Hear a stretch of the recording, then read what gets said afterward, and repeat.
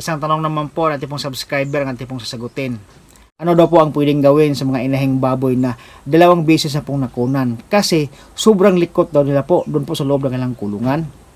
Ang pag-alaga po ng mga inahing baboy po mga kaibigan, lalong na kapag buntis po sila, ito po ay masilan. Kasi po kapag buntis po yung mga inahing baboy, dapat talaga hindi po sila ma-stress. Yan po yung unang-una. Kasi po kapag na-stress po yung mga inahing baboy habang sila ay buntis, yan po yung isang dahilan kung bakit po sila ay nakukunan.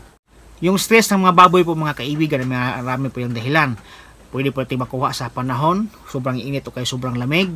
O kaya naman po, yung sobrang likot na doon po sa loob ng kailang kulungan, yung hindi po sila mga pakali po mga kaibigan. So kapag yung mga inahing baboy nyo po ay sobrang likot talaga sa loob ng kanilang mga kulungan, ang advice ko po nito ay ilagay nyo po sa loob ng tinatawag natin na gestating pen.